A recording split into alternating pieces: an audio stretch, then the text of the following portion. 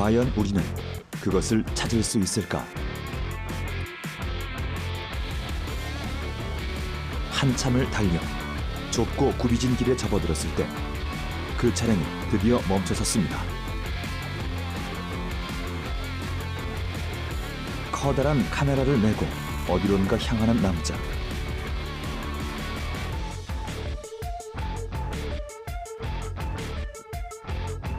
발걸음을 멈춘 그가 신중하게 살피는 건 분명 살아있는 존재입니다.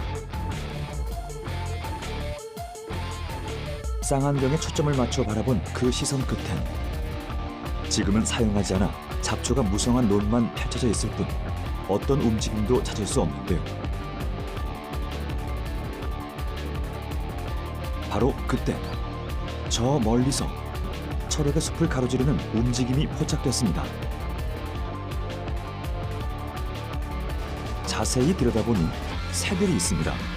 그것도 한두 마리가 아닌데요. 비슷한 생김새의 무리 중에서 세상에 없던 그 새가 드디어 모습을 드러냈습니다.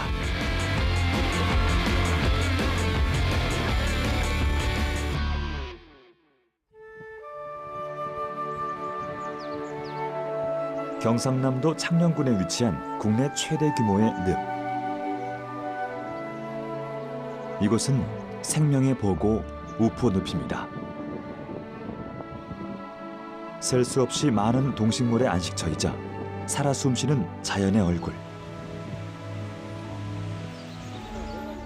우포늪은 물새 서식지로서 국제적으로 중요한 습지에 관한 협약인 람사르 협약에 등재된 곳이기도 합니다. 숲과 물의 경계. 이곳을 찾은 생물들은 세계적으로 보기 힘든 멸종위기 종들도 포함되어 있는데요. 우포늪에서 우리가 주목하는 건 바로 따옥입니다. 천연기념물 제198호인 따옥이는 19세기까지 한반도에서 매우 흔히 볼 수 있는 겨울 철새였습니다. 당시만 해도 매년 11월에서 3월까지 이 땅을 찾아와 머물렀던 따옥이. 하지만 1980년 이후 우리나라에선 더 이상 이 새를 볼 수 없었습니다. 따오기가 오가는 국가인 동아시아 전역에서 멸종 판정을 받았기 때문입니다.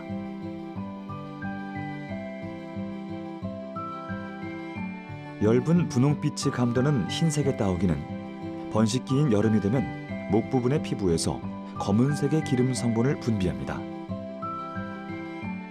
이 기름을 이용해 뒷머리의 장식깃과 목, 어깨의 깃털을 짙은 회색으로 물들이는 따오기. 긴 부리로 색소를 몸체에 펴바르며 깃털색을 바꾸는 건 전 세계 조류 중 따오기만이 지닌 매력적인 특징이라고 할 수 있죠. 하지만 익숙한 이름만큼 이 모습을 기억하는 이들은 그리 많지 않습니다. 지금 몸 전체가 분홍빛이 도는 새입니다. 옛날에는 우리 민가에서 우리 사람들과 같이 어울려 사는 그런 새였습니다. 있는데 사람하고 지나다 보니까 저희들이 6.25 전쟁이라든지 농약의 대량 사용, 그 사용을 하면은 이제 논에 있는 우리 미생물들이 미꾸라지라든지 우리가 새우, 민물새우 다 없어져 버립니다. 그러면 습지가 파괴되고 얘들은 주로 습지에서 사는데 습지가 파괴됨으로써 애들이 먹이를 구할 수 없으니까 차츰 사람이 멀어져 간 거죠. 그래서 깊은 산소로 갔지만은 거기서도 먹이를 못 구하니까 멸종이 됐고. 농약 사용량 증가와 농경지 감소, 그리고 삼림이 사라지면서 토종 따오기는 40여 년 전 멸종됐습니다. 사라진 따오기를 복원하기 위해 본격적으로 움직이기 시작한 건 2008년 중국으로부터 한 쌍의 따오기를 기증받으면서부터였죠. 중국 산시성 양현에서 온 따오기 부부는 우포 따오기 보건센터에서 적응하며 이듬해 산란에 성공했습니다.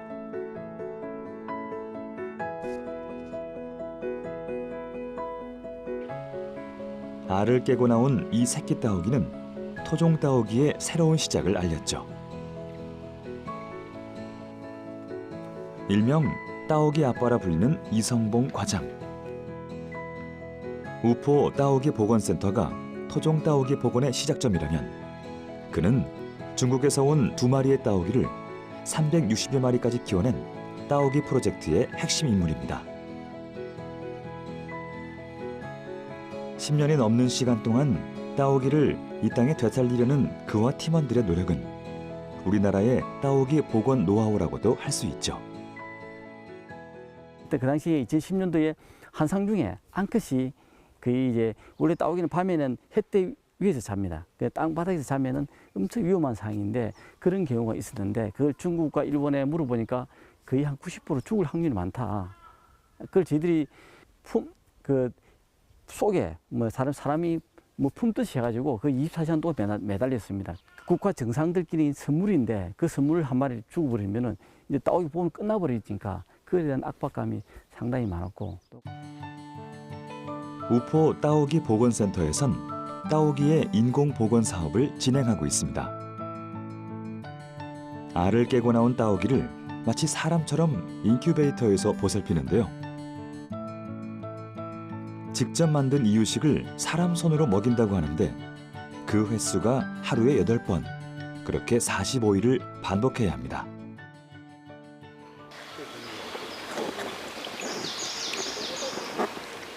인공 부화로 자랐기 때문에 야생 적응 훈련이 필요한 따오기들.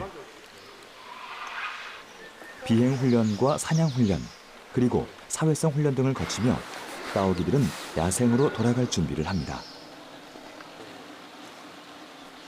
그렇게 10여 년간 따오기를 복원한 결과 2019년 5월 첫 번째 자연 방사가 이뤄졌습니다. 국내에서 멸종된 지 40년 만에 따오기가 자연의 품으로 되돌아간 것이죠.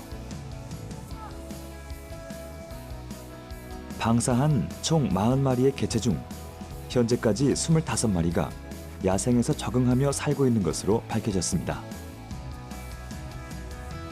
그리고 1차 방사가 이루어진 지 1년이 되는 이달 2차 방사가 이루어질 예정입니다.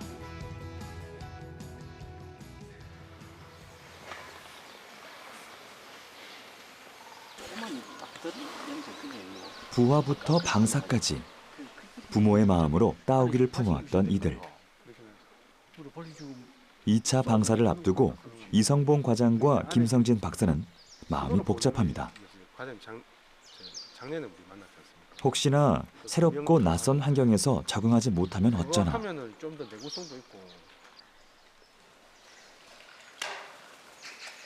지금은 따오기들이 야생으로 돌아가 잘 적응하길 바라는 마음뿐입니다. 따오기들도 지금까지 야생 적응 훈련에 누구 하나 나관이 없이 잘 따라와주고 있는데요. 드넓은 자연에서 이 따오기들이 계속해서 생존해 나가는 것만으로도 종을 지켜온 모든 이들에게 커다란 선물이 될 겁니다.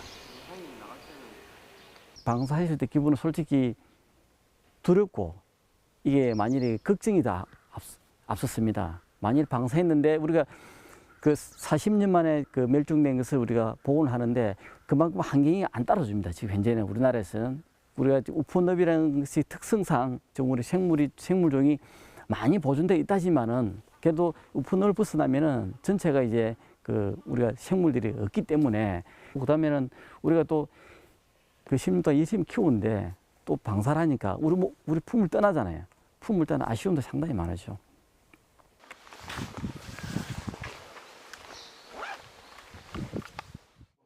(24시간) 따오기의 일상을 모니터링하는 곳. 연구관리동에선 사육 케이지 내 곳곳에 부착된 실시간 카메라를 통해 따오기의 상태를 확인합니다. 따오기들이 새끼를 잘 키우고 있는지, 수컷과 암컷 중 새끼에게 먹이를 주는 기여도가 어떻게 다른지, 그리고 먹이를 주는 시간대 등의 정보를 수집하는데요. 이와 같은 모니터링 대상은 센터에 있는 따오기 외에도 지난해 1차 방사한 개체들 또한 해당됩니다. 야생 방사한 따오기에게 추적기를 부착한 건데요. 추적기의 신호를 실시간 파악하며 따오기의 이동 거리와 현재 서식지를 확인할 수 있죠. 야생에 방사한 개체들 모두 다 추적기를 부착을 하고 방사를 하는데요. 이 개체들의 그 실시간 위치가 저희 메인 서버로 해서 전송이 되고요.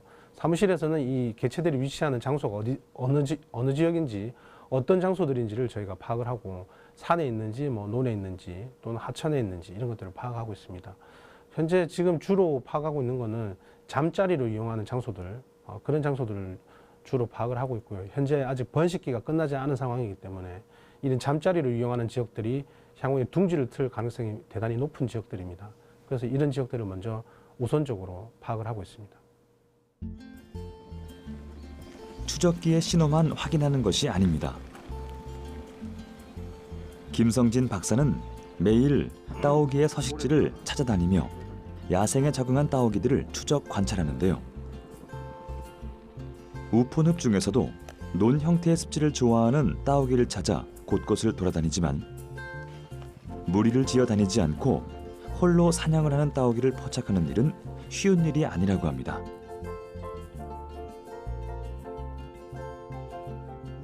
야생에 존재하는 25마리의 따오기를 보존하기 위한 노력. 그 일은 비단 전문가들뿐 아니라 우포늪 인근 주민들도 나서고 있는데요.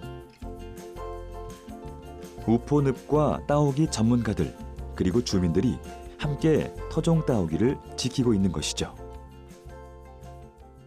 저희들도 따오기 복원을 하면서 과연 따오기 복원하는 게 이게 과연 우리에게 어떤 이득을 줄 것인가 그런 질문을 상당히 많이 받았습니다. 그런데 이게 저희들이 이제 1979년도에 멸종이 되기 때문에 멸종된 종 자체를 우리가 복원하는 것 자체는 이게 하나의 자연문화유산입니다. 자연문화유산을 우리 대에서 복원해서 후손에게 물려준다는 것 자체가 뭐 값어치를 환산할 수 없는 그런 사항입니다. 또 그리고 따오기를 복원함으로써 생태계 복원과 같이 이루어집니다. 따오기가 먹이가 주로 미꾸라지고 민물에서 활동하는 그 생물이기 때문에 그 애들이 살아난다는 것은 따오기가 살 수 있고 반대로 따오기가 살면은 그 애들이 복원이 되고 있기 때문에 그것은 우리 자연 환경을 복원한다는 것을 같이 생각하시면 됩니다.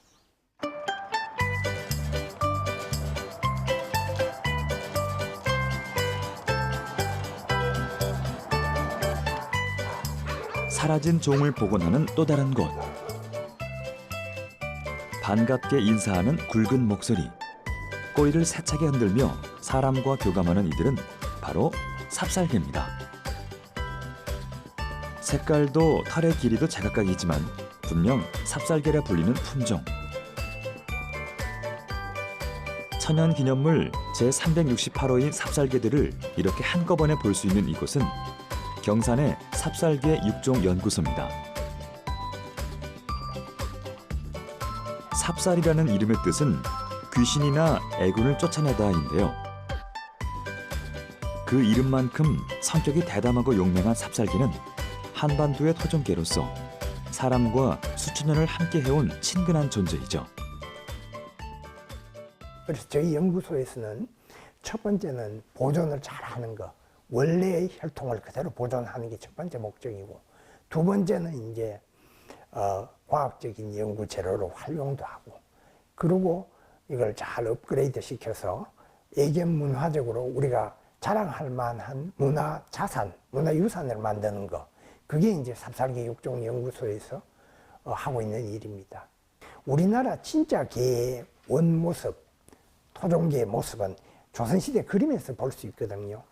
그래서 이제 조선시대 그림에 가장 흡사한 우리 토종개를 여기에서 복원하고 또 굉장히 업그레이드 시켜서 세계 시장에 내놨을 때 경쟁할 만한 좋은 한국 토종개를 개량하는 게 이게 이제 부가적인 목적이 되기도 하죠.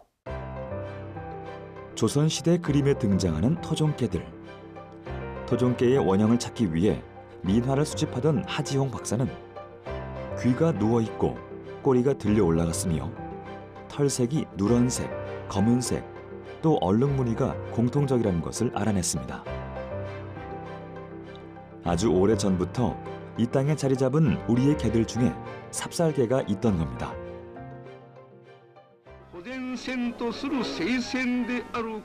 동네에서 흔하게 볼 수 있었던 삽살개가 이 땅에서 사라지게 된 건 일제 강점기 때의 일입니다.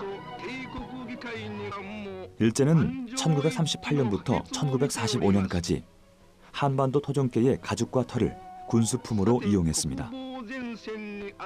특히 털이 북슬북슬하고 덩치가 큰 삽살개는 일제의 칼날 앞에서 멸종의 길을 걷게 됐죠.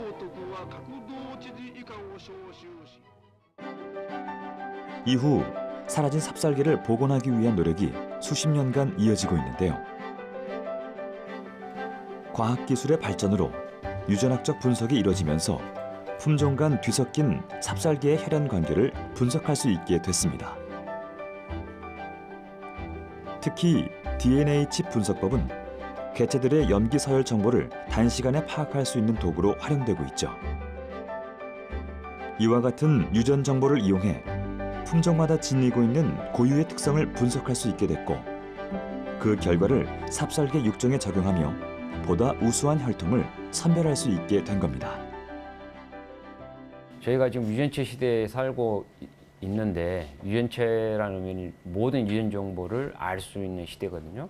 사람 같은 경우에는 모든 유전 질환들을 유전체 정보를 통해서 알 수 있듯이 개도 마찬가지입니다. 개의 모든 유전체 정보를 알고 있음으로 인해서 개들 품종들 간의 유전적인 특성들도 명확하게 파악을 할 수가 있죠. 그 말은 우리가 국내 토종견들의 유전적 특성이 외래견들과 다르다는 유전적인 특성을 구별할 수가 있고, 또 토종견 중에서도 삽살개는 진돗개, 또 동경이, 풍산개와 구분할 수 있는 그 유전적 특성들이 있고요. 평균 몸무게가 20kg 이상인 삽살개는 중대형견 집단에 속합니다. 중대형견의 개체에선 고관절 이형 성증이 빈번하게 나타난다고 하는데요. 연구소에선 삽살개들의 고관절 검사를 통해 유전적 연관성을 확인하고 있습니다. 고관절 이형 성증이란 대퇴 고관절의 기형이나 변성이 일어나는 질환을 말하는데요. 골반과 둔부의 통증을 일으키고 뒷다리 관절 이완 및 탈구가 일어나 보행과 성장하는 데 문제를 일으킵니다. 연구진은 삽살개의 고관절 이형 성증 발병을 파악하며 위험도가 낮은 개체를 종견으로 선정하는 등 고관절 질병을 최소화하기 위한 노력을 이어가고 있습니다.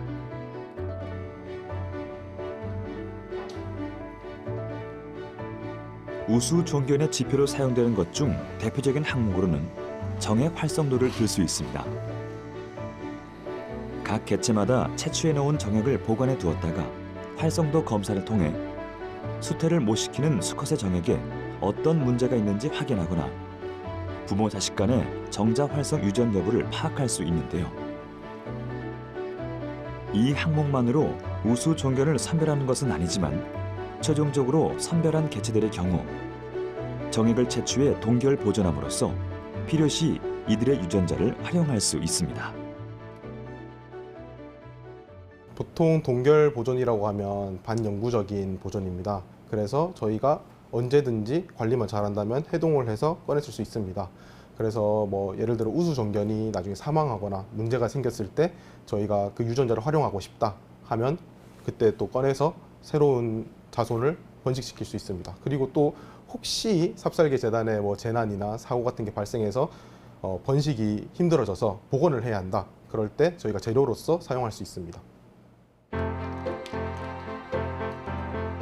연구진이 그동안 쌓아온 삽살개 육종 기술의 결과는 100% 원형 복원이라는 목표에 다가서고 있는데요. 멸종될 뻔했던 토종개의 뿌리를 되찾고자 시작된 삽살개 복원 프로젝트가 이제 곧 결실을 맺게 되는 겁니다. 그렇다면 삽살개의 원형이란 어떤 모습일까요? 이름을 들었을 때 떠오르는 삽살개의 특징은 사자의 갈기처럼 털이 길고 긴 털이 눈을 덮고 있는 모습일 겁니다. 하지만 이곳에선 짧은 털을 지닌 개체들을 볼 수 있는데요. 단모종은 삽살개의 유형 중 하나입니다. 연구진은 단모 삽살개의 원형 또한 복원하고 있는데요. 멸종된 줄 알았던 삽살개는 장모종만이 일부 살아남았기 때문에 장모 혈통이 이어져 왔습니다. 이후 개체 수를 확보하면서 유전자 속에 깃든 변이 형태의 단모종이 태어나기 시작한 겁니다. 사료에 따르면 장모와 단모를 통칭해 삽살개라고 불렀다고 하니 이 모습 또한 토종계의 원형이라 할 수 있는 것이죠. 삽살개는 이제 저희가 이제 주인을 잘 따르고요. 그리고 다른 견종과 비교했을 때 꽤나 순한 점이 많습니다. 크게 세 종류로 해서 이제 지금 보시는 이 복동이처럼 장모종이 있고요. 그리고 털이 장모보다는 조금 짧은 단모종, 그리고 이제 장모 단모보다는 희귀하게 이제 태어나는 이제 바둑이가 따로 있습니다. 털의 길이에 따라 두 종류로 구분되는 삽살개, 한번 자세히 살펴볼까요? 우리가 아는 그 모습입니다. 긴 털이 매력적인 장모 삽살개는 머리가 상대적으로 커서 달리는 모습이 마치 수자자와 같다고 하는데요. 귀가 누워있고 털 색깔에 따라 황삽, 백삽, 청삽, 그리고 바둑삽으로 구분합니다. 단모 삽살개는 짧은 털을 지니고 있지만 비교적 풍부한 갈기털과 꼬리털이 매력 포인트입니다. 장모종과 똑같이 귀가 누워있고 4가지의 털색으로 구분할 수 있죠. 단모종 중에서도 얼룩무늬가 있는 삽살개, 바로 바둑인데요. 바둑이는 전체 삽살개 중에서도 희귀하게 태어나는 개체입니다. 때문에 연구진은 삽살개 원형 복원에 있어 최근 바둑이에 주목하고 있습니다. 처음에는 없었어요. 30마리 중에는 바둑이는 없었어요. 근데 이제 장모에도 한 10년쯤 지나니까 얼룩무늬가 있더라. 그게 무슨 말이냐 하면 처음에 모았던 30마리 집단 속에는 그런 변이 형태의 유전자가 속에 숨어 있었죠. 그래서 이제 그 숨어 있던 그 유전자를 이제 정제해 가지고 그걸 단일 유전자로 만들었을 때 바둑이가 이제 되는 거죠. 멸종되기 전 그때까지만 해도 동네에서 흔히 볼 수 있었던 삽살개, 바둑이. 얼룩무늬의 바둑이는 지금은 이곳에서밖에 볼 수 없는 희귀한 종입니다. 체세포 복제와 자연 번식을 통해 세상에 태어난 바둑이는 현재까지 30여 마리. 연구진은 바둑이를 포함해 장모, 단모종, 우리가 잃어버렸던 이 3가지 품종을 육종하고 있는데요. 토종계의 원형을 지니며 나라의 품격을 대표하는 세계적인 견종으로 만들기 위해 삽살개들과 연구진은 오늘도 동고동락을 하고 있습니다. 가치가 엄청나죠. 아까 말씀드렸던 우리 토종계, 자, 애견문화적으로 우리의 자산을 여러 가지, 그죠? 자랑할 만한 3가지 종류의 우리 토종계를 서양 애견문화에 그들의 스탠다드에 맞는 종계를 만들면 이게 우리 애견문화 자원이 되잖아요. 그래서 우리 토종 자원을 잘 보존해가지고 잘 업그레이드 시켜가지고 세계적인 자산으로 만들 때 우리가 얻을 수 있는 그 이득은 국가적으로 굉장히 큰 거죠. 또 다른 멸종 위기종을 찾아 인천으로 발걸음을 옮겨볼까요? 우리나라에서 4번째로 큰 섬 강화도. 한적한 시골의 모습을 한 이곳에는 람사르 습지로 지정된 논이 자리하고 있습니다. 멸종위기 야생생물 2급으로 지정된 매화마름이 뿌리내린 곳, 강화 매화마름 군락지입니다. 서천군 서면 요포리 일대의 논습지에서 최근 환경부 지정 멸종 희귀 식물인 매화마름 서식지가 발견돼 화제가 되고 있습니다. 과거 논이나 연못에서 흔히 볼 수 있는 풀이었던 매화마름. 1970년대 이후 습지 파괴로 인해 좀처럼 모습을 드러내지 않아 이제는 발견만으로도 관심의 대상이 된 희귀 식물입니다. 매화마름은 물속에서 자라는 수생식물로 가을이나 봄에 싹을 틔워 4월에서 5월경 하얀 꽃을 피우는데요. 1998년 환경부가 멸종위기 야생생물 2급으로 지정해 보호하고 있습니다. 이곳 강화도에서 매화마름이 발견된 건 같은 해 5월. 그때도 지금처럼 새하얗게 흐드러진 꽃으로 자신의 존재를 알렸는데요. 벼농사를 짓기 위해선 제거해야 할 잡초에 지나지 않았던 매화마름은 자연 환경을 보존하려는 이들의 노력 끝에 매년 꽃을 피울 수 있게 됐죠. 이 지역이 지금 농지 정리가 끝나 있지만 그 당시만 하더라도 그 옛날 논 형태, 삐뚤삐뚤한 논 형태이기 때문에 어르신들이 논에다가 물을 대거나 또는 경작할 때 어려움이 많았었어요. 그래서 경작지를 정리하는 단계였었는데 경작지를 정리하게 되면 얘들이 사라질 위기에 있었거든요. 그래서 그 당시에 주민들을 설득하고 군청을 만나고 해서 이 지역을 보존하는 방안을 세웠는데 그게 이제 2002년도에 사대구 선생님이 이 땅의 일부를 기증하시고 나머지는 시민유산이라고 해서 국민들한테 좀 모금을 했어요. 모금한 돈으로 매입을 하게 된 거죠.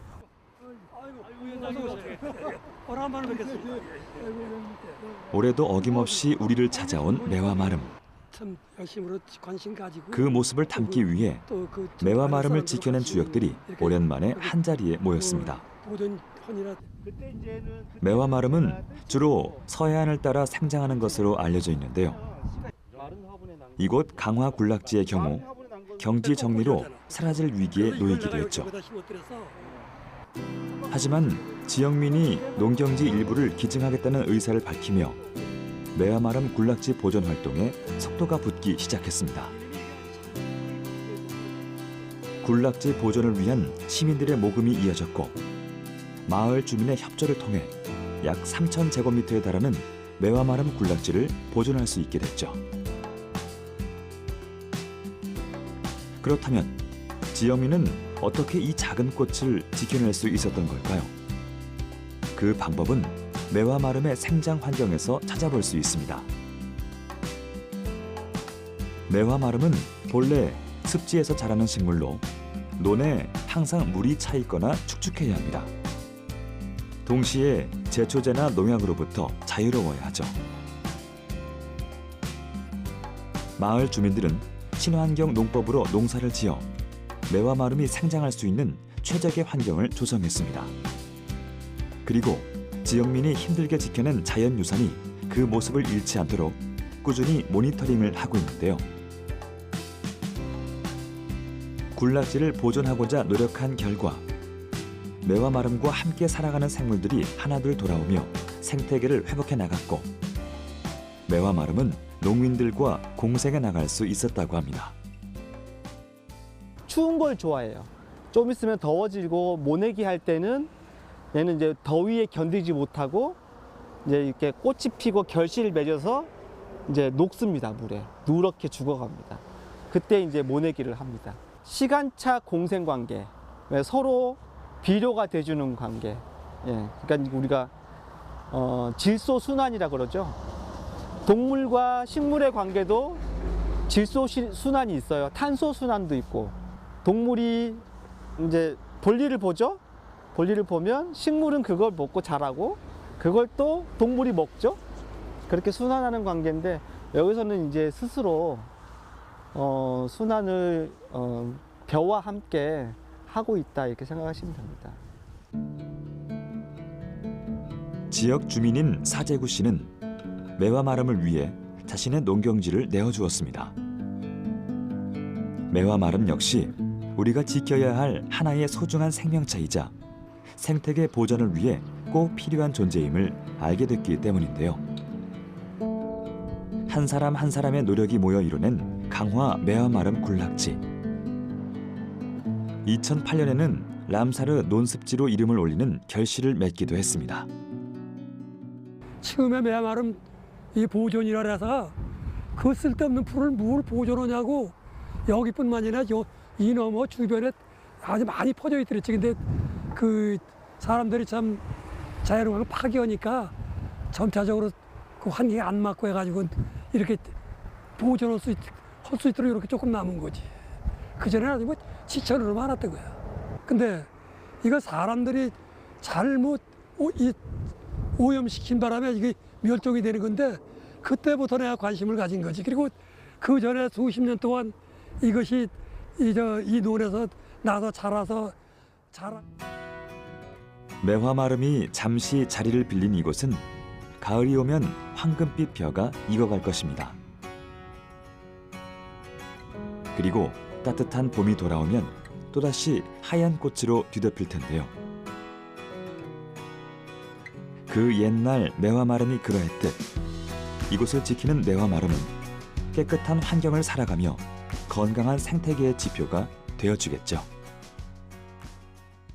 경작지를 잃어버렸다기보다도 그 잃어버린 만큼의 또 자연적인 가치가 있는 거니까 우리는 그거를 좀 감수하고라도 보존을 해야겠다는 그런 이제 생각들이 있는 거죠. 매화마름이 크던 그러한 논에는 옛날부터 다양한 수생생물과 곤충들이 살고 있었거든요. 그러니까 그 얘기는 뭐냐 하면 매화마름을 지키면 매화마름과 할 수 있는 생물, 다양한 생물이 살 수 있다는 얘기죠. 그 다양한 생물이 살게 되면 결국 어디까지 오느냐, 이익이 바로 인류한테까지 오는 거죠. 그러니까 매화마름 한 종을 지키는 것이 문제 아니고 매화마름을 지킴으로써 그 지역의 종 다양성을 높여주고 그 종 다양성이 우리 인간한테 또 이익을 환원해주는 그런 역할을 하는 종이라고 할 수 있죠. 물의 고장 강원도 화천. 수도권의 젖줄 북한강 최상류에 자리한 8호호는 깨끗한 자연 환경과 풍족한 수중 생태계를 자랑하는데요. 강원도 화천군과 양구군에 이르기까지 드넓게 펼쳐진 이곳 8호호엔 멸종위기 동물이 살고 있다고 합니다.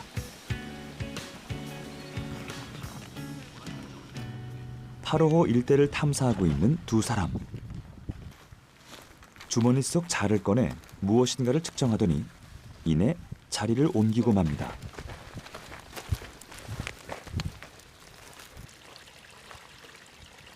그렇게 또다시 주위를 유심히 살피며 이동하던 중 원하는 것을 찾았다는 듯 한 곳을 향해 걸음을 재촉합니다.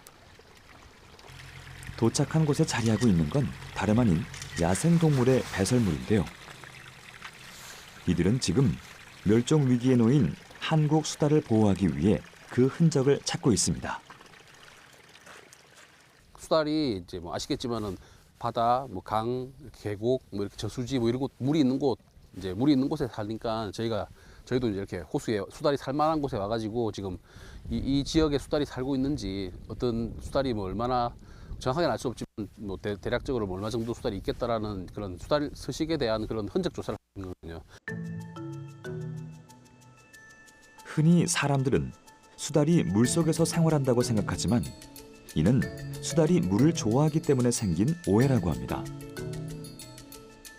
수달은 물줄기를 따라 이동하며 물가의 나뭇뿌리 혹은 계곡의 바위 틈과 같이 은폐된 공간에 보금자리를 마련하는데요. 수질 오염으로 인해 먹이가 줄어들고 댐 건설로 보금자리를 잃게 되면서 그 개체수가 급격히 줄어들기 시작했죠. 이에 수달은 1982년 천연기념물로 지정됐고 2012년엔 멸종위기 야생생물 1급 동물로 분류됐습니다.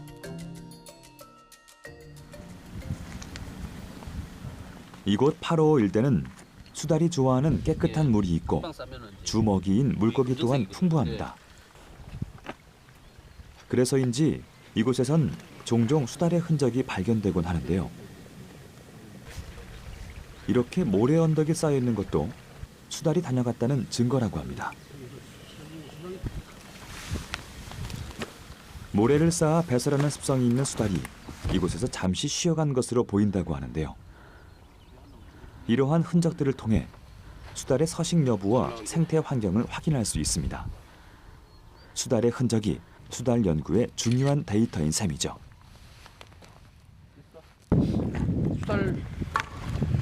수달이랑 뭐 수달뿐만 아니라 저희가 이제 뭐 야생 동물을 이렇게 이제 조사하고 연구하는 게 직업이다 보니까 수달도 만난 적이 있고요. 그리고 뭐 삭, 뭐 담비, 뭐 오소리, 고라니, 노루 뭐 이런 애들 가끔씩 보죠. 동물도 많이 만나죠. 동물이 있는 곳을 찾아다니니까 저희가 이제 만나게 되는 거죠.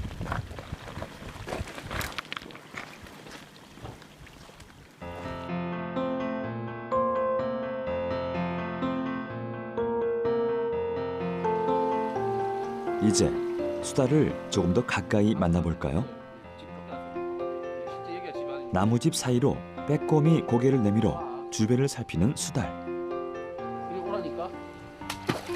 수달의 서식지와 유사하게 조성해 놓은 이곳은 한국수달연구센터에 자리한 수달사입니다. 수달이 본래의 서식처로 돌아갈 수 있도록 야생성을 회복하는 시간을 갖는 곳인데요. 자연이 아닌 보호시설의 임시 거처를 마련한 수달에겐 어떤 사연이 숨어 있을까요? 수달의 이야기에 귀 기울여 보겠습니다. 현재로는 뭐 국내 유일, 뭐 아시아 유일의 뭐 수달 전문 연구기관으로서 이제 이런 수달에 국내에 있는 수달에 대해서 이제 이런 보호 활동부터 구조, 그다음에 뭐 정식 연구, 그리고 뭐 이렇게 이런 생태적인 뭐 전반적인 연구를 하고 있는 것이고요. 또 문화재청에서는 이제 이 수달이 천연기념물 330% 지정이 돼 있지 않습니까? 그래서 저기 이제 문화재청과 그리고 전국적인 저희를 도와주시는 분, 지회 활동을 하시는 분들이 또 계세요. 그런 분들과 연계해서 전국적인 네트워크를 구축해서 이제 구조 활동을 또 펼치는 곳이기도 합니다. 예. 수달은 조심성이 많고 주변 환경에 민감하다고 알려진 동물입니다. 동시에 호기심이 많고 장난꾸러기 같은 성격을 가지고 있죠. 그래서일까요? 자신의 보금자리를 방문한 낯선 이들의 냄새를 맡으며 탐색에 돌입한 수달.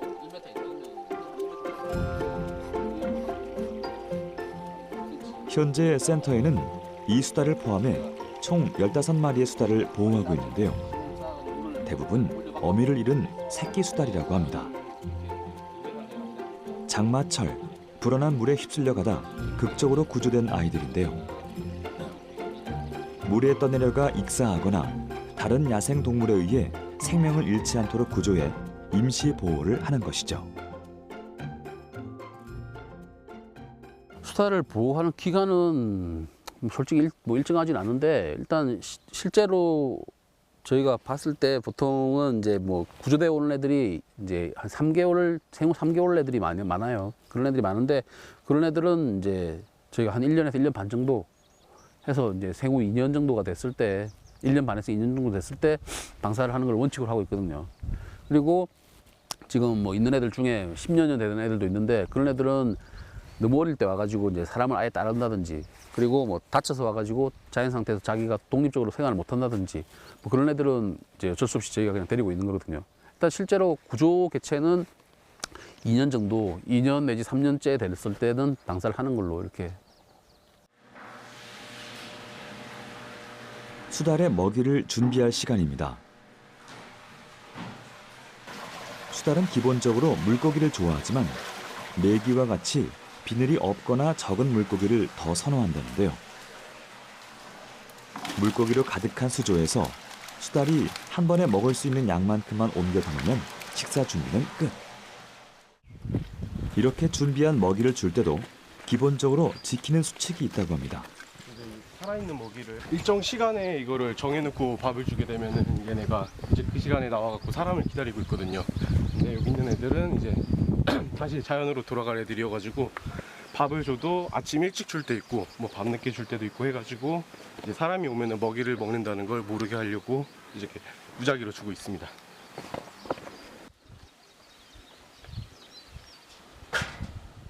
보호소에서 생활하던 수달이 야생에서도 잘 적응하기 위해선 원활한 먹이 활동이 중요한데요. 수달의 야생성을 일깨우기 위해 먹이는 살아있는 채로 전달합니다.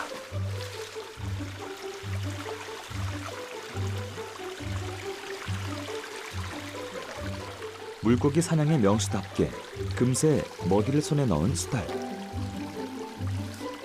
야무지게 고기를 쥐고 식사를 시작합니다.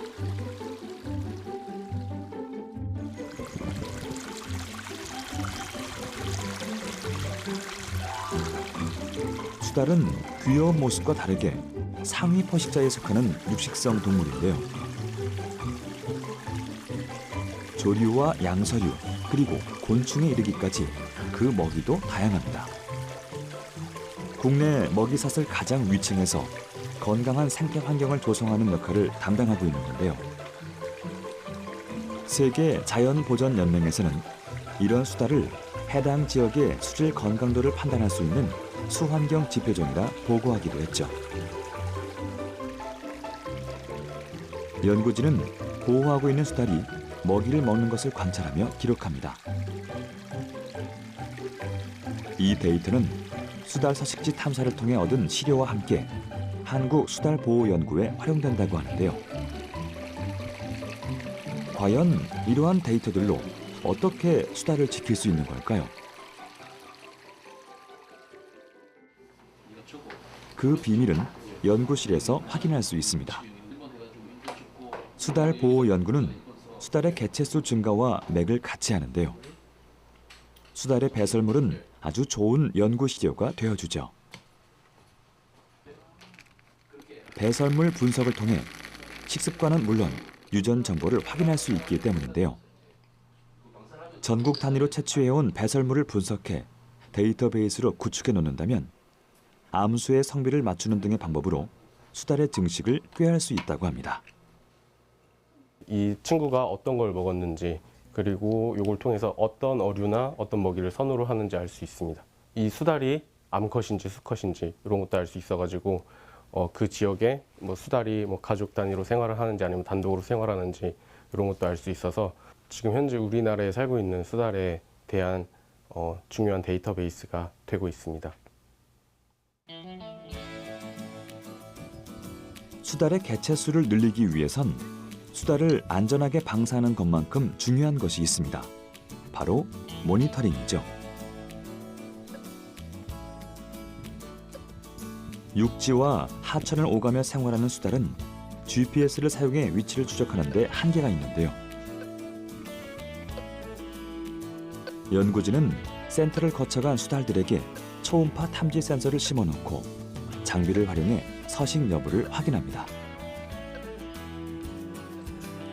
탐지기를 들고 여기저기로 이동하며 모니터링하는 게 힘들 법하지만 수달 보호를 위해 게을리할 수 없는 작업인데요.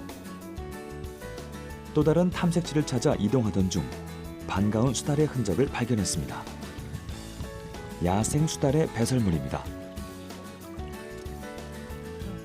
상태로 보아 그리 오랜 시간이 지난 것 같진 않은데요.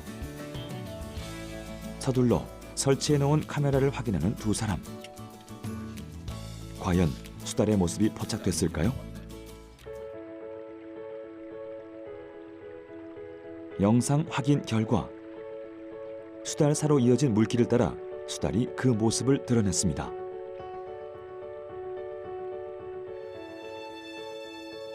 비록 영상을 통해 야생 수달을 마주했지만 8호호는 수달이 서식할 만큼 깨끗한 자연 환경임을 다시 한번 확인할 수 있었는데요. 생태 환경의 바로미터인 수달 보호에 관심을 가진다면 우리는 보다 더 건강한 자연을 마주할 수 있을 겁니다. 그러니까 수달이라는 동물이 뭐 예를 들어서 낙동강에 이렇게 녹조 현상이 많이 나타나잖아요. 그게 수달이 없어서 그렇게 된 거예요. 실제로 이제 수달이 좋아하는 먹이가 육식어종이에요. 물고기를 잡아먹는 물고기가 이제 수달의 먹이가 선호하는 먹이가 되는 거거든요. 이 수달이 없으면 육식 어종들이 많아지잖아요.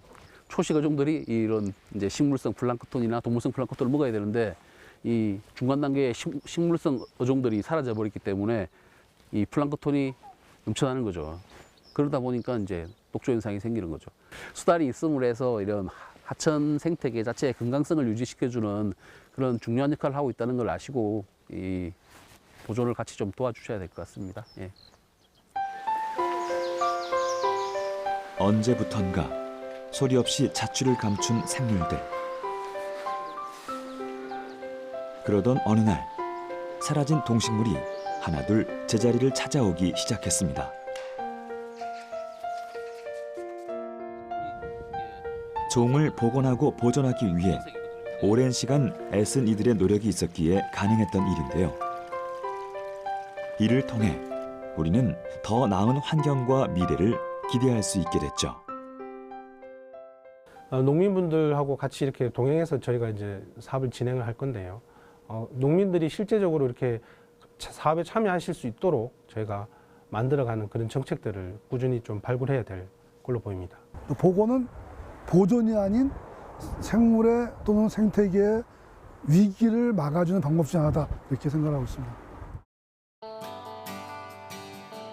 하나의 생명을 되살리기 위해 끊임없이 이어져 온 노력은 멸종됐거나 멸종 위기에 놓인 생물을 우리 곁에 데려다 주었습니다. 앞으로 우리의 관심이 더해진다면 더 많은 멸종 위기종을 되살릴 수 있을 텐데요. 이제 다시 한번 새로운 시선으로 우리 주변을 둘러보는 건 어떨까요?